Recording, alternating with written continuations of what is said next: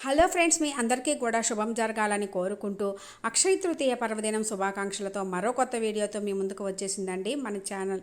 2025వ సంవత్సరం శ్రీ విశ్వావసు నామ సంవత్సరము వైశాఖ మాసంలో ఏప్రిల్ 30వ తేదీ బుధవారం రోజు మనకి అక్షయ తృతీయ పర్వదినము వస్తుందండి. మనకి అక్షయము అంటే క్షయము కానిది, ఎప్పటికీ మనతోటే నిలిచి ఉండేది అని.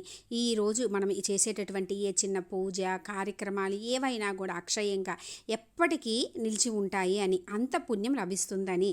అయితే చాలామంది అక్షయ తృతీయ అనగానే బంగారమే కొనాలి అనుకుంటారు, బంగారం కొనుక్కోవడం అనేది ముఖ్యం అనుకుంటారు. కానీ ఈ రోజుకి ఎన్ని విశిష్టతలు ఉన్నాయో ఈ వీడియోలో చూద్దాము. వైశాఖ శుద్ధ తదినే మనము అక్షయ తృతీయ పర్వదినముగా జరుపుకుంటాము. ఈరోజు ఎన్ని విశిష్టతలు అంటే చెప్పుకుంటూ పోతే మనకి ఆగను కూడా ఆగదండి, అన్ని విశిష్టతలు ఉన్నాయి. అసలు భూలోకంలోని బంగారం మొదటిసారిగా గండకీ నదిలోని సాలగ్రామాల గర్భం నుంచి వైశాఖ శుద్ధ తది నాడు ఆవిర్భవించింది. మనము బంగారాన్ని హిరణ్మయి అనే పేరు కూడా ఉంది. బంగారము అని అంటే ఎందుకంటే బంగారం అనేది సాధారణ లోహం కాదు. పురాణాల ప్రకారం బంగారాన్ని దేవలోహంగా పరిగణిస్తారు. ఈ రోజునే పరశురాముడు జన్మించిన రోజుగా, ఇంకా భగీరథుడు తపస్సు చేయగా ఆ పరమేశ్వరుడు మెచ్చి జటాజూటం నుంచి గంగమ్మ తల్లిని భూమికి పంపించిన రోజు కూడా ఈరోజే. శ్రీరాముడు జన్మించినటువంటి త్రేతాయుగం మొదలైనది కూడా ఈరోజే.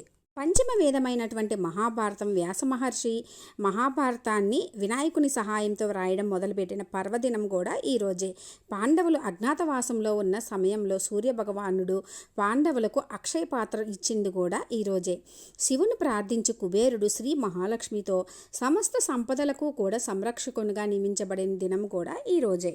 శంకరాచార్యుల వారు కనకధార స్తోత్రాన్ని చెప్పిన దినం కూడా ఈరోజే.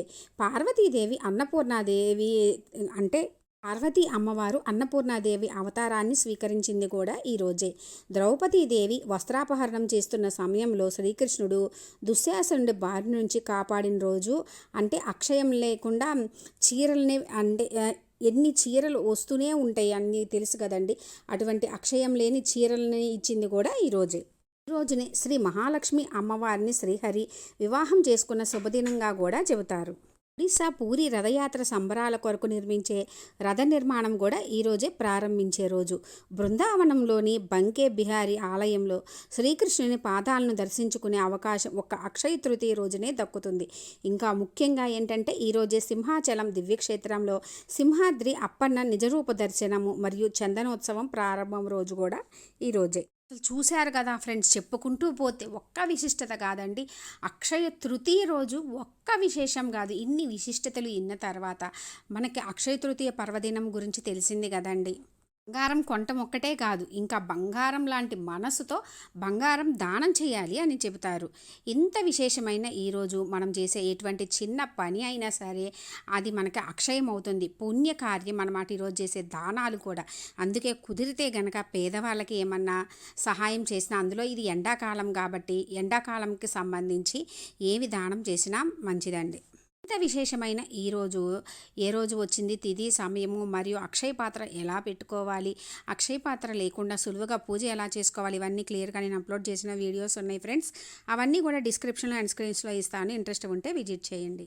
విశేషమైన రోజు లక్ష్మీ కుబేరులను పూజించి ఆ అమ్మ అనుగ్రహంతో మీకు అన్నింటా విజయం చేకూరాలని కోరుకుంటున్నాను ఫ్రెండ్స్. Thanks for watching.